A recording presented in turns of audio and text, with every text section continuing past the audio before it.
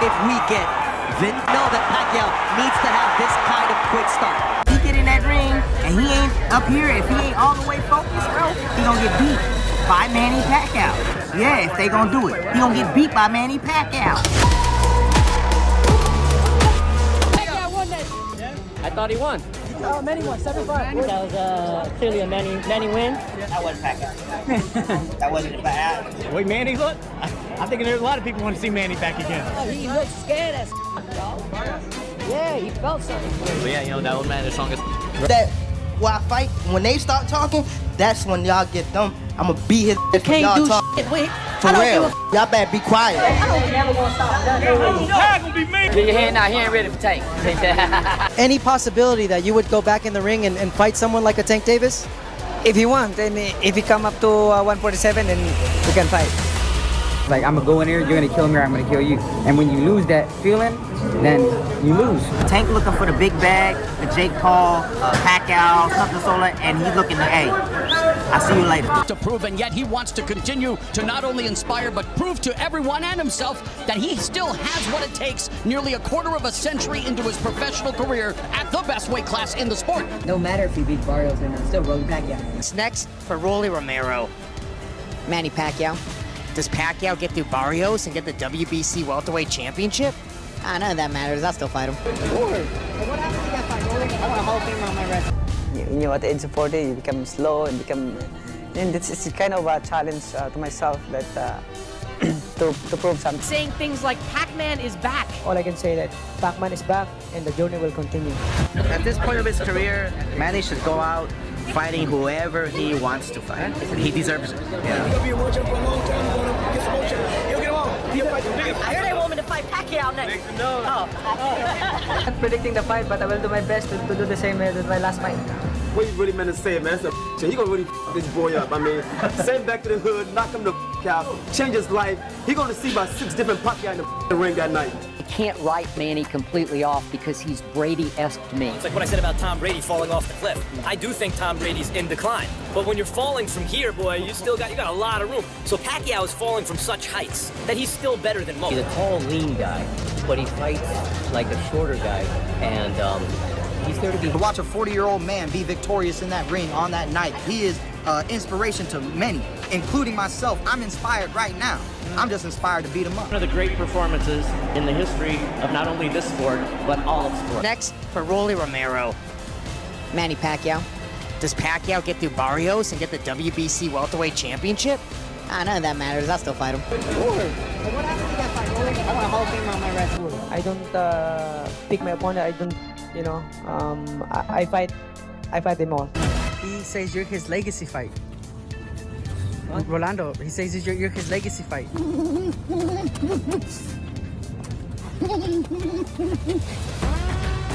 In terms of that fight, I don't hate it. I think the build-up will be great. Mario wasn't the most marketable guy in terms of doing interviews and selling the fight, but Rollies, dude, that guy can sell. He get in that ring and he ain't up here, if he ain't all the way focused, bro, he gonna get beat by Manny Pacquiao. Yeah, if they gonna do it, he gonna get beat by Manny Pacquiao.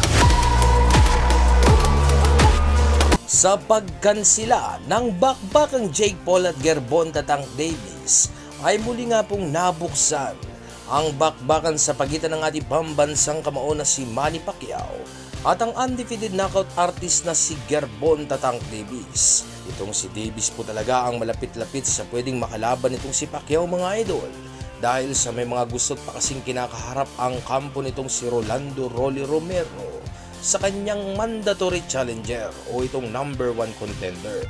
Kaya naman si Davis lang po talaga ang pangalan na pwedeng makalaban talaga ni Pacquiao. At para mapaghandaan ang kanyang laban sa susunod na taon, ay kasalukuyan na nga pong nasa Amerika itong si Pacquiao at naghahanda para sa kanyang paparating na laban. Gusto ni Pacquiao na maging 100% ang kanyang kondisyon para sa gayon nga ay makasabay sa kanyang mas batang makakalaban. Ngayon mga idol, alam nyo po ba, formal na pong pinahayag nitong ating pambansang kamao Manny Pacquiao na ang gusto niyang makalaban ay itong si Rolando Romero na isa ngayong WBA Welterweight World Champion at si Gervonta Tank Davis na isa sa pinakatanyag na boksingero sa larangan. Ang pinakamaingay sa lahat ay si Romero na nagpahayag na rin ng kanyang formal na pagtanggap sa hamon ni Pacquiao.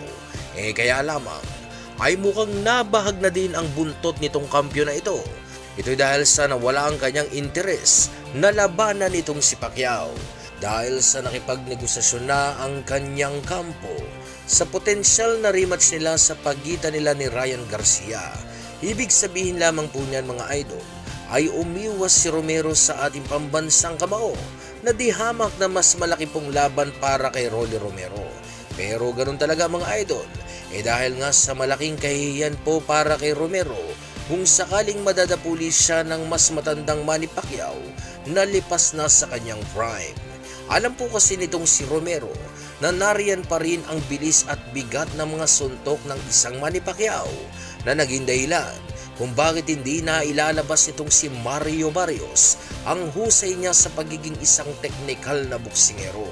Ito'y dahil sa umiepektibo pa rin ang estilo at kakayahan ni Pacquiao para durugin ang mas batang kalaban. Sa ngayon po mga idol, ang matunog na pwede pong makakalaban ni Pacquiao ay itong si Gervonta Tank Davis na maaring maglaban sa Super Lightweight Division o Junior Welterweight Division. Dahil sa sigurado po na si Pacquiao ang tutungo kay Davis, ito'y dahil sa alam naman po kasi natin na magulang rin sa timbangan si Davis na kadalasang humihingi ng rehydration clause sa mga mas malalaking kalaban. Maganda at mahirap na laban ito para sa ating kababayan dahil sa sigurado po mga idol na hindi po pagbibigyan ni Davis itong si Pacquiao at talagang ibibigay nito ang kanyang malalakas na suntok para patulugin ang ating kababayan sa isang suntok lamang. Pero kung makakaisa si Pacquiao at magagawang matalo si Gervonta Davis, ay siguradong malaking achievement ito o napakalaking legasiya ang maidadagdag sa karangalan ng ating kababayan. Pero alam naman po kasi natin na suntok sa buwan ang pagkapanalo na ito. Pero alam naman natin na iba pa rin po kasi talaga pag Manny Pacquiao na ang lalaban na nagagawa pong posible ang mga imposible. Ngayon, si Gervonta Davis ay mayroon pong kasalukuyang kartada na 30 panalo walang talo at may 28 na knockout dito sa kanyang 30 na ibanalo mga laban. At ang ating pambansang kamao Manny Pacquiao naman ay mayroong kasalukuyang kartada na may 62 panalo, mayroong 8 talo, 3 tabla at mayroong 39 na nanakaut sa kanyang 62 na ipanalo mga laban. At kung mangyayari ang laban na ito mga idol ay siguradong magiging isang muling heavy underdog ang ating kababayan na haharapin ang kinikilala bilang isa sa pinakahalimaw na boksingero dito sa makabagong henerasyon. Ngayon sa tingin niyo mga idol, magagawa po kayang manalo nitong si Pacquiao kung itong si Gervonta Tank Davis ang kanyang sunod na makakalaban? I-comment nyo na po ang inyong magiging komento mga idol para sa gayon ay atin niyang mapag-usapan dito sa ating comment section. Ngayon sa video po kasing ito mga idol ay iihahain ko sa inyo ang isa sa pinakamabigat na laban nitong si Manny Pacquiao ng kanyang kaharapin, ang mas bata noong kampiyon at may hawak ng WBO o World Boxing Organization welterweight world title belt na si Jesse Vargas. Itong si Pacquiao ay nagbalik sa kanyang pagre-retiro dahil sa na-miss di umano niya ang boxing at sa kanyang pagbabalik ay agad-agad po nitong sinagupa ang kampiyon na si Jesse Vargas. I'm happy to be back. I feel lonely and sad when you are thinking you're not longer active with the sport of boxing. You know, I want to box, I want to continue because Sa laban na ito mga idol ay maraming naniniwala na hindi na kaya di umano nitong si Pacquiao makipagsabayan sa mas batang kalaban. Lalo pat itong si Vargas ay nasa kanya na ngayong kapanahunan na kung saan ay nag-uumapaw ang kumpiyansa ng kampiyon na ito na kanya di umanong tatalunin lamang sa laban ang 8th Division World Champion na ating pambansang kamao na si Manny Pacquiao. To come out victorious and to show that I'm the best in the welterweight division. What have you done to prepare for Manny? What have I done? What have we done? My team and I have prepared tremendously in a great way, and we look forward to performing well because that's what we work for. You know, and this November 5th, this Saturday night, tomorrow night, we're going to give the fans a great performance, and we plan to come out victorious. We worked hard for it, and we have no doubt that that will be the outcome. walang kaalam-alam si Vargas na hindi pa rin nawawala ang bagsik nitong si Pacquiao. Kaya naman po yung mararanasan ng kampiyon na ito ang pagkatalo na hindi niya pa nararanasan sa kanyang talang buhay. Kaya naman huwag po natin patagalin pa at sabay-sabay po natin ngayong panoorin ang highlights ng kanilang buong naging sagupaan. Sa unang round mga idol ay medyo po nagiging maingat ang ating kababayan na si Pacquiao dahil sa aminado itong si Pacquiao na malakas din itong kanyang kalaban. Kaya naman binabasa at kinakapapa ng ating kababayan ang lakas at diskarte ng kanyang kalaban sa pagbato ng suntok.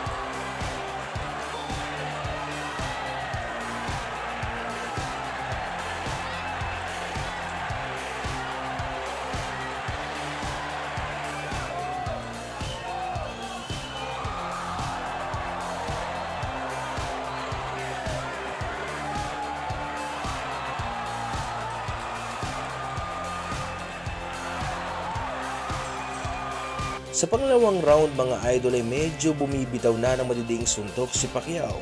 Gusto ni Manny Pacquiao na makakuha ang round 2. Kaya lamang kasi ay desidido ang kampiyon na si Jesse Vargas na makakuha ang face ng laban. Pero hindi niya inaasahan na mangyayari dahil sa lalagapak pala ang kanyang puwetan sa lakas ng suntok na pinakawalan nitong si Manny Pacquiao.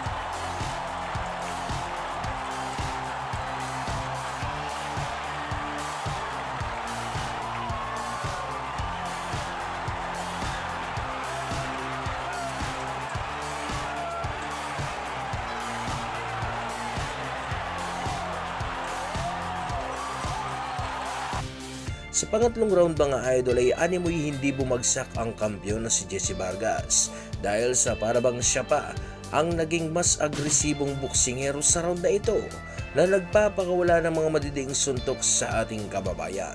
Di naman hinaayaan ni Pacquiao na mangyari ito. Kaya naman malalakas na suntok din po ang pinakawala ni Pacquiao kung saan nga ay nagsimula ng maglaro ang ating kababayan.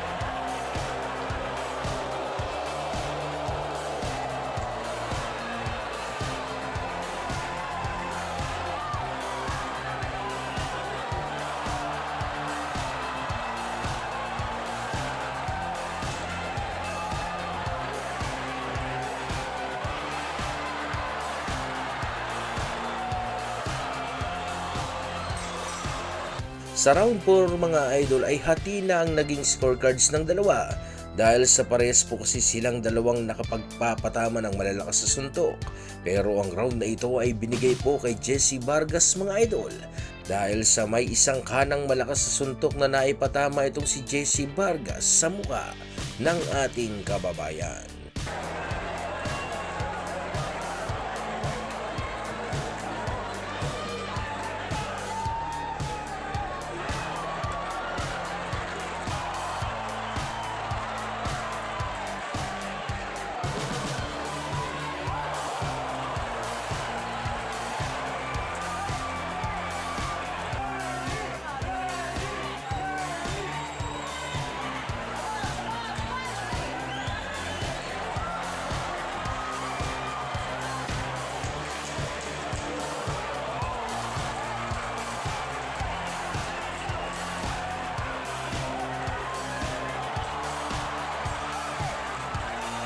Sa round 5 mga idol ay punong-puno na ng aksyon ng laban na kung saan nga po ay nakikipagbunuan na si Pacquiao sa kanyang kalaban.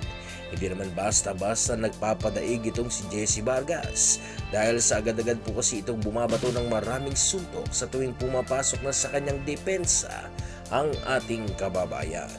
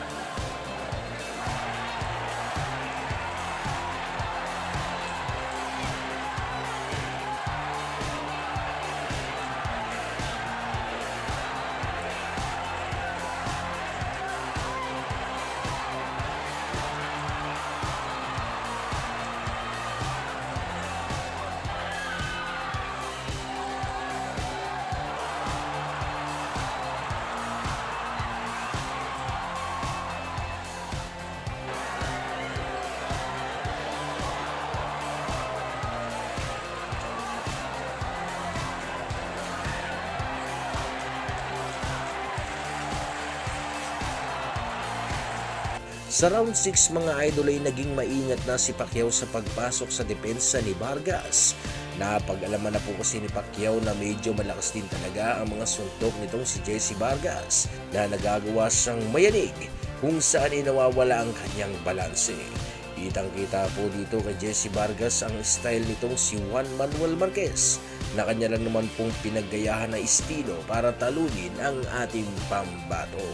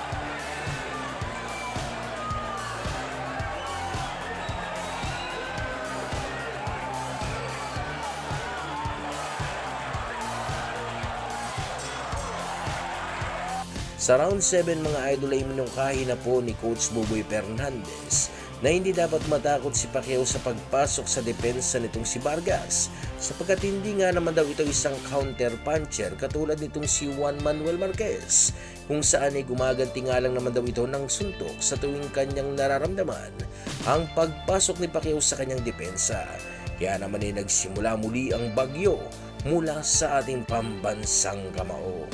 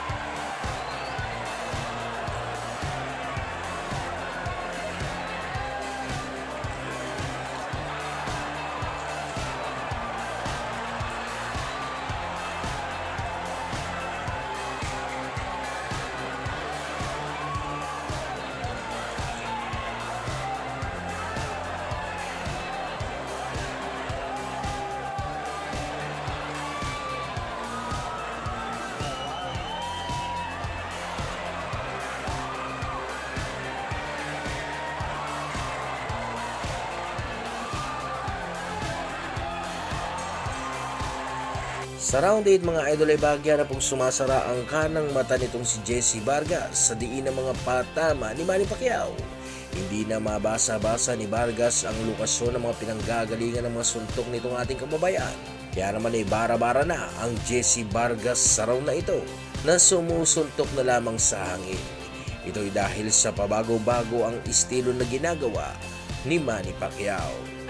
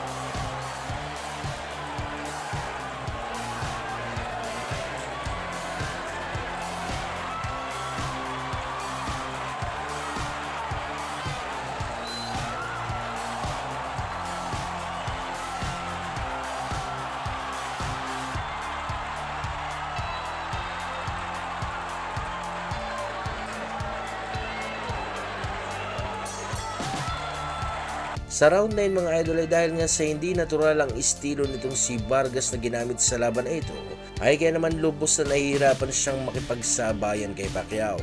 Inakala ni Vargas na sasapat ang estilo nitong si Dinamita Marquez para pahirapan itong si Pacquiao. Pero hindi po may epektibo ang estilong ito na naging dahilan kung bakit hindi po magawang makatama na ni Jessie Vargas sa malikot na si Manny Pacquiao.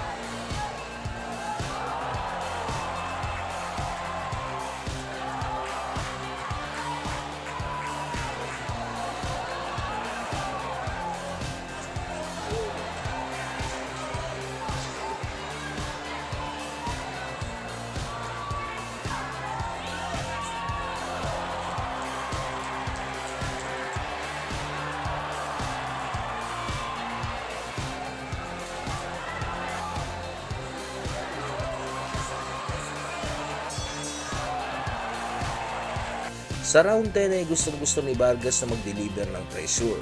Kaya lamang ay hindi malaman-laman itong si Vargas sa kung papaano niya nga ba ito maisasagawa. Dahil sa hindi kasi basta-basta nagpapadikta na lamang sa laban ng ating kababayan na si Manny Pacquiao.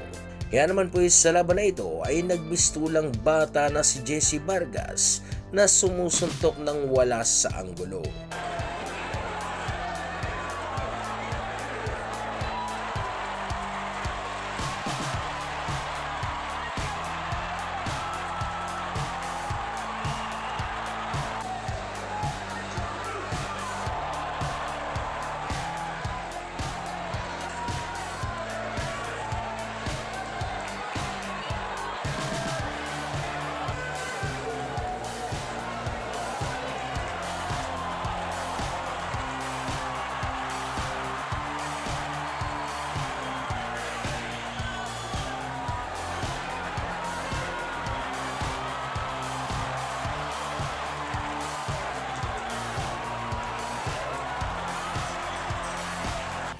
Sa round 11 mga idol ay hindi na alam ni Jessie Vargas sa kung paano niya nga ba pupuruhan ito si Pacquiao.